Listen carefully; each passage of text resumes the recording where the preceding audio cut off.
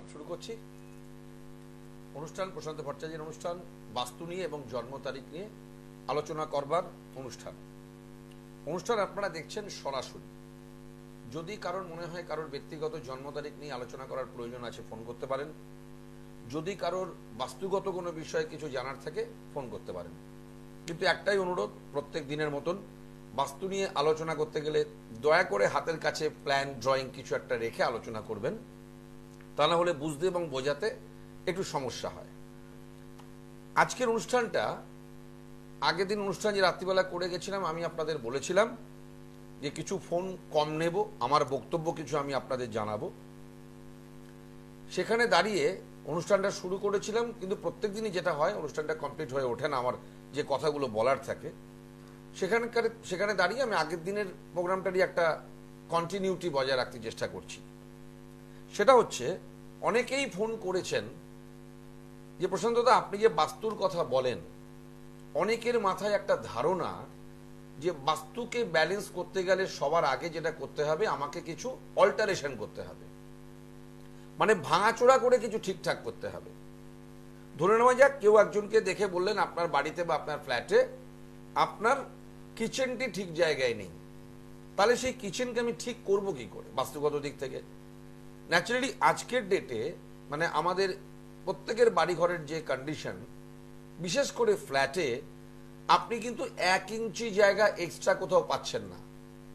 যা কিছু ওই বক্স ফ্ল্যাট, আপনার ওই ফ্ল্যাটে ঢোকার মেন এন্ট্রান্সের পর ইনসাইডে যতটুকু আছে ওটাই, সেটা কখনোই কিন্তু এক্সট্রা কোনো জায়গা থাকছে না যে আপনি কিচেনটাকে ওখান থেকে সরিয়ে অন্য কোথাও নিয়ে তৈরি করে নেবেন। এটা পসিবল নয়। নিজের বাড়ির ক্ষেত্রে কি হয়, আগেকার দিনে যেমন অনেক বড়খানি একটা অনেকখানি জায়গা নিয়ে জমি টমি ছিল, অনেকটা পোর্শন খালি জমি, যেখানে কিছু বাগান করা রয়েছে, একদিকে থাকার ঘর করা রয়েছে, অন্য একটা প্রান্তে রান্নাঘর করা রয়েছে, ছড়িয়ে ছিটিয়ে কি করা হতো, এখানটা ঠিক মতন বাস্তুগত হচ্ছে না, ঠিক আছে চলো ওখানে খালি জমি আছে, ওখানে একটা নতুন করে ঘর বানিয়ে তাকে রান্নাঘর করে দিলাম। এখনকার দিনে যদি জমির ওপর বাড়ি বলতে হয়, তাহলে ওই 2 কাঠা 2.5 কাঠা 3 কাঠা ম্যাক্সিমাম, এবং সবটা জুড়েই কনস্ট্রাকশন। তাকে চারদিক থেকে আপনাকে 2 ফুট 3 ফুট 4 ফুট সেখানকার সরকারি নিয়ম অনুযায়ী একটা ছাড় দিতে হচ্ছে।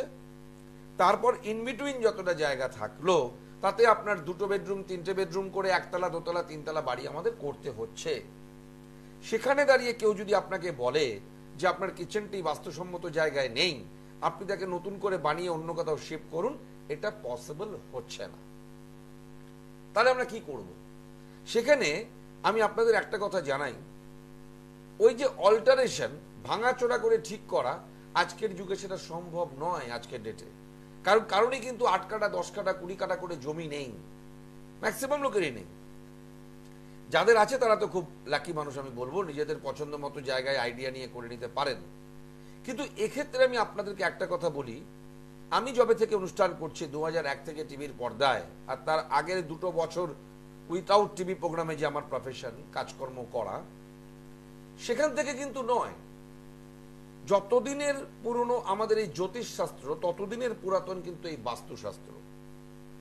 তখন থেকেই কিন্তু শুধু অল্টারেশনের কথা কিন্তু বলা হয়নি, কিছু ব্যবস্থাপনা নেবার কথাও কিন্তু বাস্তুশাস্ত্রে বলা রয়েছে। কিছু মেটেরিয়ালকে, কিছু উপাদানকে কাজে লাগানো, যেটা আমাদের বাস্তুকে সংশোধন করে দিতে পারে। আজ বলা শোনা। হ্যালো, নমস্কার, কে বলছেন? কোথা থেকে? সোদপুর থেকে। আচ্ছা, কার বিষয়ে কথা বলবেন? ছেলে ডেট অফ বার্থটা বলুন আমায় একটু। 24/10/1994। সময়টা দিদি? আচ্ছা, সেই হিসাবে কি 24 হচ্ছে না 25 হয়ে যাবে?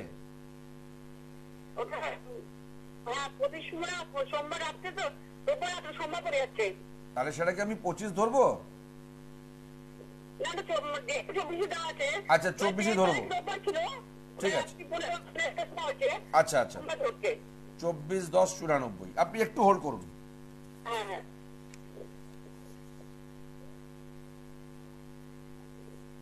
কি করছে আপনার ছেলে এখন? আচ্ছা, ওর কোয়ালিফিকেশন কতটা? কি জানতে চাইছেন দিদি আপনি? আমি একটু ক্লিয়ার শুনে আগে সরকারি একটা আছে কিনা, আমাদের গোড়াতলায় কাজ করে তো সব টাইমে। আরেকবার বলুন, ক্লিয়ার করে বলুন একটু। ওই গোড়াতলায় গাড়ি চালাই। কিসের গাড়ি চালায়? গোড়াতলা আছে না, আচ্ছা কেন গাড়ি চালাই? আমার চাকরিটা কি সরকারি হবে কিনা? আচ্ছা, আপনি একটু ধরুন। হ্যাঁ হ্যাঁ।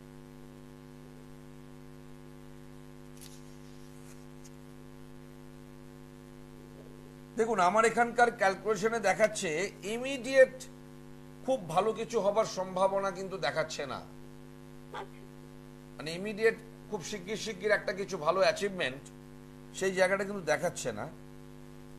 এই ডেট অফ বার্থটা, হ্যাঁ বলুন আপনি কি বলছেন? Hello hello. হ্যাঁ, আপনি কিছু বলছিলেন? হ্যাঁ বলছি কবে হবে, তবে একটু বলে যাবে কি? সরকারি চাকরির কনফার্মেশন দেওয়া যাচ্ছে না, এটা আমি আপনাকে জানাচ্ছি। প্রথমত আমার এখানে কোথাও দেখায়নি যে এখানে একটা স্থায়ী সরকারি চাকরির ব্যবস্থা আছে, সেই জায়গাটার সাপোর্টিং নেই। কিন্তু তার সাথে আমি আপনাকে এটা বলবো, চেষ্টাটা করে যেতে বলুন। এখন অনেক সময় না হওয়াও তো অনেক কিছু আমাদের জীবনে হয়ে যায়, কিন্তু মুশকিলটা হচ্ছে আপনার ছেলে যে প্রফেশনটাতে গেল গাড়ি চালানো, এটা কিন্তু ওর জন্য সাপোর্টিং নয়। ও যদি এর থেকে ভালো হতো, ও যদি কোনো হাতে কলমে কোনো কাজ শিখে নিত, মানে মেকানিক্যাল কোনো কাজ যদি ও শিখতো, এই গাড়িরই ও যদি একটু গাড়ি সারানোর কাজটা চলে যেত না, মেকানিক্যাল মানে টেকনিশিয়ানের জায়গায় যদি ও যেতে পারতো, অনেক ভালো হতে পারত। গাড়ি চালানোটাতে কিন্তু আমাদের যে এলিমেন্ট থিওরি, তাতে ওর এলিমেন্ট ওয়াইজ সাপোর্ট পাওয়া যাচ্ছে না। কি বললাম, বুঝে গেল? এখন ঘটনা হচ্ছে যে এই বয়সে আমি যদি কাউকে বলি তুমি একটা ডিপ্লোমা কোর্স করো কোনো একটা অটোমোবাইল সেক্টরে গিয়ে, সেটা কতটা সম্ভব হবে আমি জানি না। যদি সম্ভব হয়, আপনার ছেলেকে আপনি বলতে পারেন গাড়ির যে মেকানিক যারা হয় ওই জাতীয় কিছু কাজকর্ম যদি ও শিখে নিতে পারে, তাহলে এটা ওর জন্য কিন্তু অনেক ভালো হবে, বেটার হবে। আমি গাড়ি চালাচ্ছি, গাড়ি চালাতে বারণ করছি না, গাড়িটা চালাতে চালাতে ও যদি গাড়ির কিছু মেকানিক্যাল ব্যাপার শিখে নেয়, গাড়ি সার্ভিস করা, রিপেয়ার করা, তাহলে এটা কিন্তু ওর পক্ষে অনেক বেশি ভালো হবে। সেটা নিজে ব্যক্তিগতভাবেও কিছু কারখানা করতে পারে। হ্যাঁ বলুন, কি আছে? 100 বার আছে, আছে বলেই তো এই প্রবলেম গুলো হচ্ছে। আছে বলেই কিন্তু আপনাকে যে আমি প্রথমেই বললাম যে আপনি আমাকে যে জানতে চাইলেন কোন সরকারি চাকরি দেখাইনি, গ্রহগত দোষ তো আছেই, যে কারণে পড়াশোনাটাও ইনকমপ্লিট। মাধ্যমিক পরীক্ষা পাস করাটা আজকে ডেটে কোনো পাস করা নয়, এই জাতীয় প্রবলেম গুলোর মধ্যে রয়েছে কিন্তু। আচ্ছা, আপনার কি এক ছেলে না কোনো দাদা ভাই কেউ আছে ওর? দাদা আছে, সে কি করে? আচ্ছা, যাই হোক, আপনি বলুন আপনার ছেলেকে বলুন, বেটার হবে একটুখানি ওকে বলুন গাড়ি চালানোর সাথে সাথে যদি গাড়ির রিপেয়ারিং এর ব্যাপারটাতে যদি একটু ঢুকতে পারে, ওটা যদি একটু মাথা ঘামায়, তাহলে এটা কিন্তু ওর জন্য অনেক ভালো হবে। ও নিজে ব্যক্তিগত একটা কারখানাও করে ফেলতে পারে, এটা ওর জন্য অনেক বেটার, যেটা গাড়ি চালানোর থেকে বেটার ক্যারিয়ার হবে ওর। এই সাপোর্টটা কিন্তু আছে, এটা আমি আপনাকে বললাম। এটা আবার পরের দিন দিদি, বিয়ের ক্যালকুলেশনটা সম্পূর্ণ আলাদা। ক্যারিয়ারগত ক্যালকুলেশন একটা ধরন, আর বিয়ের ক্যালকুলেশনটা অন্য ধরন। অনেককেই তো চান্স দিতে হবে, আমরা আবার পরের দিন আলোচনা করব, কেমন? ওকে, আচ্ছা, যেখানে আমরা ছিলাম, এই যে বাস্তুর কথাটা অনেকের মাথায় থাকে যে তাহলে কি ভাঙাচোরা না করে কোনো উপায় নেই। সেই প্রাচীনকাল থেকে কিন্তু আমরা কিছু দ্রব্যগুণের কথা পাই, অনেক কিছু হতে পারে। আমরা কি কি করতে পারি দেখবেন বাস্তুগত কাজে। আমি যখন আমার ব্যক্তিগত কথা বলছি, আমি বাস্তু ভিজিটে গিয়ে যখন কোনো বাস্তু দোষ পেলাম, আমরা অনেক কিছু এলিমেন্ট ইউজ করি, কিন্তু রূপো দুর্দান্ত উপাদান, তাকে কিভাবে কাজে লাগাবো সেটা যার যার ব্যক্তিগত পরীক্ষা নিরীক্ষার ফল। কপার, তামা বাস্তুদোষ কাটাবার একটা অন্যতম উপাদান। আমরা কিন্তু দরজার ফ্রেমিং করি, দরজার প্রবেশদ্বারের তলায় দিই, কতটা একদম ইঞ্চি মেপে, লম্বা কতটা হবে সেটা মেপে একটা প্লেট দিলাম, তামার প্লেট। রূপোর কিছু টুকরো, কিছু শেপ তৈরি করতে হয়, বিভিন্ন শেপ হয় রূপোর। আয়তকার হতে পারে, বর্গাকার হতে পারে, ডিম্বাকৃতি হতে পারে, কিছু শেপ তৈরি হয় রূপো দিয়ে, সেটাকে আমরা ইনপুট করি জমিতে, মাটিতে, বাস্তুর যেখানে বাস্তুদোষ আমাকে সারাতে হচ্ছে। এই জাতীয় কিছু দ্রব্যগুণকে আমরা কাজে লাগাই। তার মধ্যে আরেকটিও দ্রব্য হচ্ছে ক্রিস্টাল, স্ফটিক। এবার এটা আমাদের মাথায় রাখতে হয়, এই যে স্ফটিক বা ক্রিস্টালটার কথা বললাম, এখন কিন্তু পৃথিবীতে 95% আর্টিফিশিয়াল ক্রিস্টাল। আপনারা দেখবেন অনেক শোরুমে সাজানো দ্রব্য রয়েছে, দেখতে কাচের মতন, কিন্তু অত্যন্ত দামি, মূল্যবান। সেগুলো প্রত্যেকটা কিন্তু আর্টিফিশিয়াল ক্রিস্টাল, ন্যাচারাল ক্রিস্টাল নয়। ওটা দেখতে সুন্দর, তার থেকে রেনবো কালারের রিফ্লেকশন বেরোয়, অনেক কিছু হয়, অনেক রকম জিনিসপত্র তৈরি হয়। দেখবেন শোকেসে সাজিয়ে রাখি আমরা, যেমন একটা ফুলের কিছু হলো, একটা পট হলো, অনেক কিছু আমরা দেখতে পাই। বাট ওটা কিন্তু আমাদের কোন রকম বাস্তুর কাজে অ্যাপ্লিকেবল হবে না। তার কোনো গুণগত মানে কার্যকারিতা নেই বাস্তুদোষকে কাটাবার জন্য। যেমন আমরা ন্যাচারাল কপার, ন্যাচারাল প্রাকৃতি থেকে পাওয়া রূপো ইউজ করছি, সেম অ্যাজ ক্রিস্টালটা হতে হবে ন্যাচারাল। এবার এই ন্যাচারাল ক্রিস্টাল সারা পৃথিবীতে পাওয়া যায়। তার মধ্যে ক্রিস্টালের কিছু ক্লিয়ারিটি, তার মধ্যে কোনো ওপেক থাকবে না, বাবল থাকবে না, কোনো মানে একদম চুলের মতন কোনো কিছু থাকবে না, একদম স্বচ্ছ ক্লিয়ার। সেটাকে জোগাড় করে তাকে দিয়ে একটা আকৃতি তৈরি করা হয়, যার নাম শ্রীযন্ত্রম। আমরা বহুবার টিভির পর্দায় দেখেছি, যারা আমাকে দেশে নিয়ে গেছেন তারাও জানেন। আসছি আলোচনা। হ্যালো। হ্যালো, হ্যাঁ নমস্কার, কে বলছেন? আমি শুভ্রা পাল বলছিলাম। আচ্ছা, কার ব্যাপারে কথা বলবো দিদি? আমার ছেলের সম্পর্কে। ডেট অফ বার্থটা কাইন্ডলি বলুন না। Date of birth? Date of birth হলো 2রা মে 2003। 2003। সময়টা ম্যাডাম? দুপুর 12টা 26। কোথায় এটা? দুপুর 12টা 26। কোথায়? দমদম। হ্যাঁ দমদম। হ্যাঁ দমদম। আচ্ছা একটু ধরুন। 2/5/2003, 12টা 26। 2003, 2রা মে। ওকে।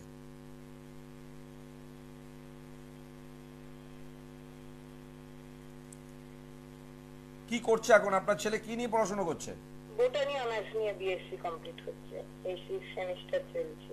মানে ফাইনাল ইয়ার তো? হ্যাঁ হ্যাঁ হ্যাঁ। একটু ধরুন। আচ্ছা, প্রথমেই আমি আপনাকে একটা কথা বলি, যদি এটা এই ফর্মুলাটা আমরা মানি যে আমার কাছে অপশন আছে অনেক কিছু কাজ করবার, অনেকগুলো সাবজেক্ট নিয়ে পড়বার, এবার আমি একটা বেটার ডেভেলপমেন্ট পেতে চাইছি, তখন দুটো জিনিসের দরকার, যে ওটার প্রতি আমার কতটা ব্রেন পাওয়ার আছে, আমি কতটা নিজেকে অ্যাপ্লাই করতে পারবো, আরেকটা হচ্ছে এটা কতটা আমার লাকের সঙ্গে সাপোর্ট করে। ধরে নেওয়া যাক এই যে বটানি নিয়ে পড়ছে, যেটা এলিমেন্ট অনুযায়ী আপনার ছেলের জন্য সাপোর্টিং নয়, নাম্বার 1, অথচ ওর টার্গেট বা ওর যে কর্মটা সেটাও পারফেক্ট ভাবে অ্যাপ্লাই করতে চাইছে। এক্ষেত্রে কি হতে পারে, ধরুন একটা হচ্ছে আমি ধরে নিচ্ছি ও পারফেক্টলি অ্যাপ্লাই করছে, কিন্তু তারপরেও যেটা হবে, যেহেতু আমার লাকের সঙ্গে ওটা সাপোর্ট করে না এই স্ট্রিমটা, আমি কিন্তু সব ক্ষেত্রে বেটার রেজাল্ট বার করে আনতে পারবো না। কি বললাম বুঝতে পেরেছেন?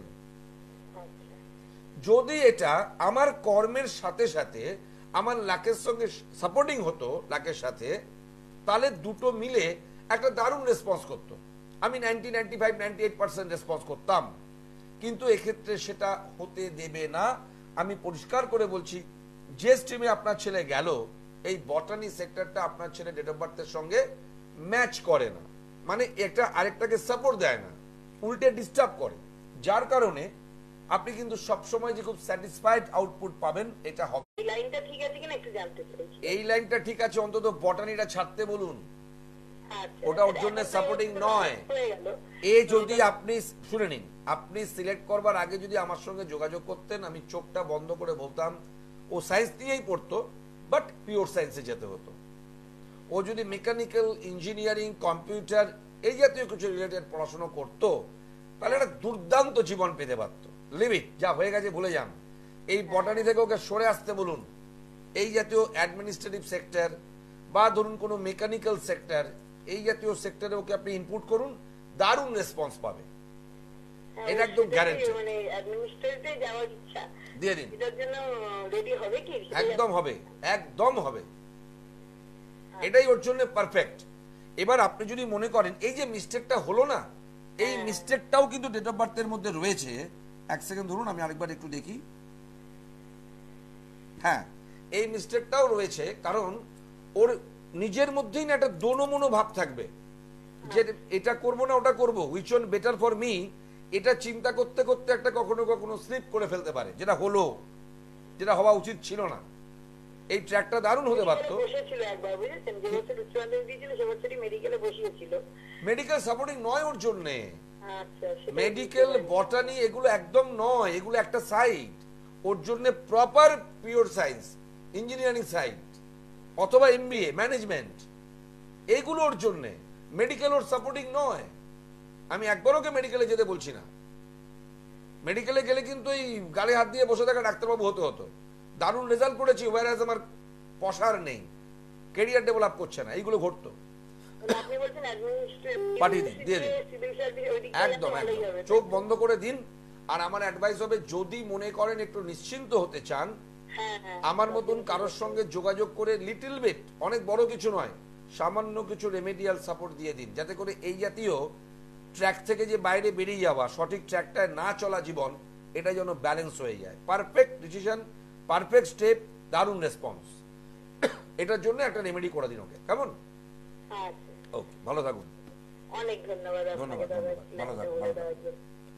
যাই হোক, আমি কিন্তু কোনো কমপ্লেন করলাম না, এডুকেশন নিয়ে কোনো কমপ্লেন না, কিচ্ছু না, খালি একটু মিস্টেক করে ফেলেছেন। ওটা ওর ট্র্যাক নয়।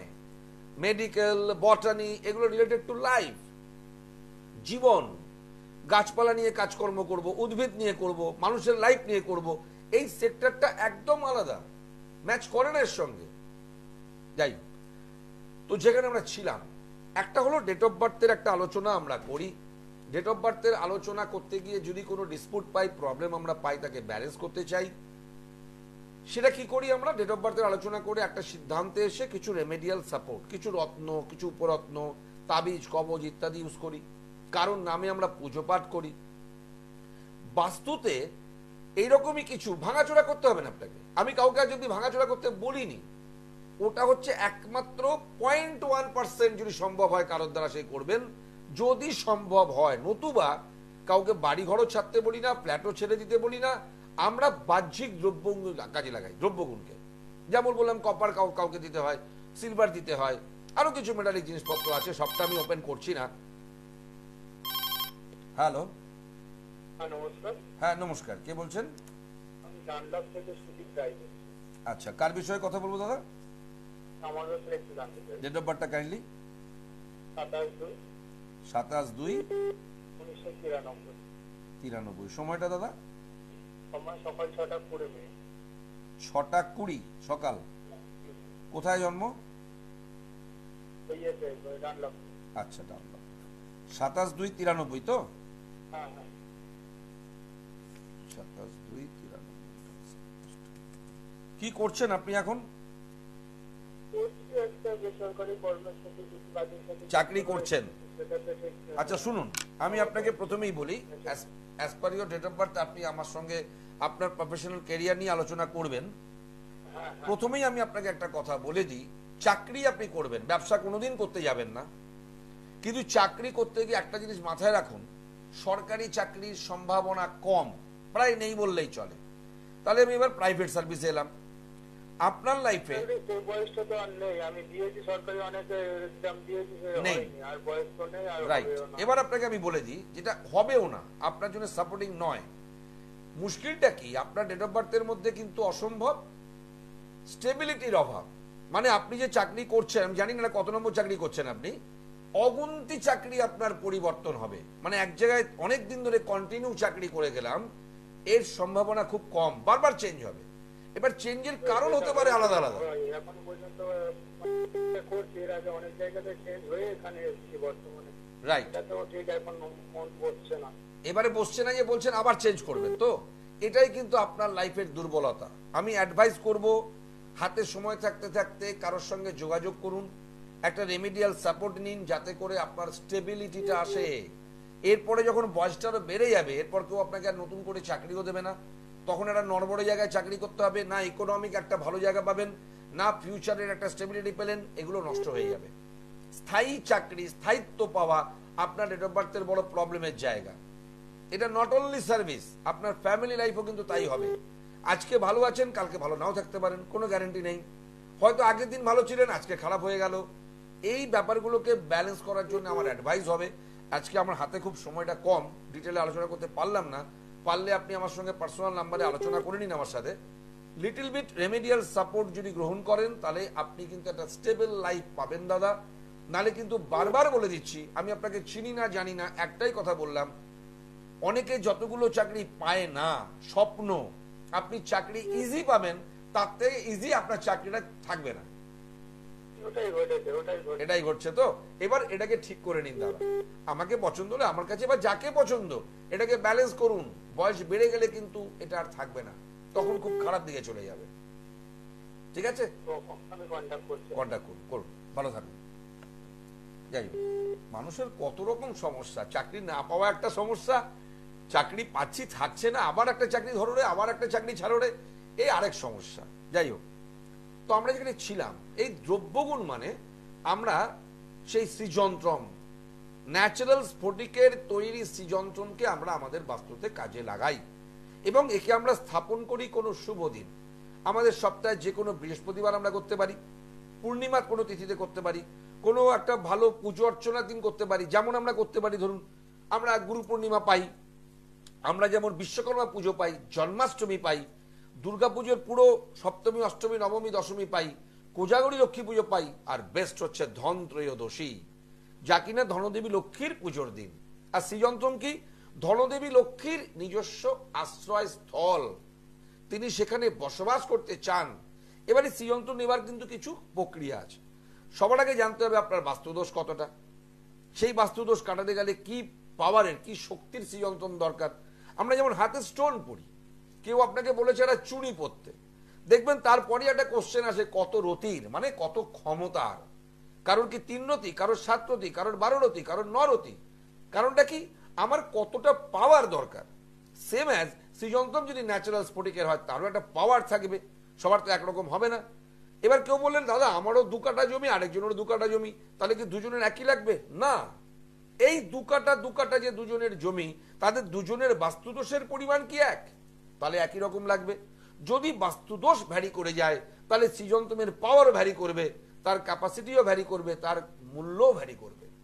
এই সবটা ডিপেন্ড করবে অবজারভেশনের উপর। কি অবজারভেশন?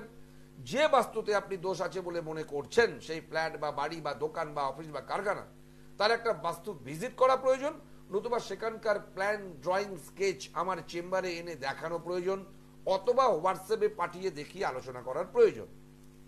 তারপর ডিসিশন নেব কি পরিমাণ আপনার প্রয়োজন। আপনাকে জানালাম, আপনি এগ্রি করলেন, আপনাদের পরিবারের প্রত্যেকের নাম গোত্রে শোধন করে দেওয়া হলো, আপনি আপনার কাছে নিয়ে গিয়ে আরেকটা প্রসেস শোধন করে তাকে স্থাপন করলেন। আপনার ফিউ ডেজ আপনি বললেন প্রশান্ত দা আমরা ভালো আছি। এটা আমার টোটাল কার্যপ্রণালী। যারা যারা মনে করছেন যোগাযোগ করতে পারেন। জন্ম তারিখ নিয়ে কোনো বিষয়ে আলোচনা, লেখাপড়া, ক্যারিয়ার ডেভেলপমেন্ট, ব্যবসা, বৈবাহিক জীবন, বাস্তুগত বিষয়। রাজাবাজার সায়েন্স কলেজের পাশে আমার ব্যক্তিগত চেম্বার, প্রত্যেক দিন পাবেন, কোনো ছুটি নেই। প্রত্যেকের জন্য সেপারেট টাইম। আসার আগে ফোন করে টাইমটা বুক করে নিন। আসতে না পারলে হোয়াটসঅ্যাপে SMS করে বা ভিডিও কলে ফোন করে আমরা আলোচনা করে নিতে পারবো অনলাইন। আজকের মধ্যে বিদায় নেব। সবাই খুব ভালো থাকবেন। নমস্কার।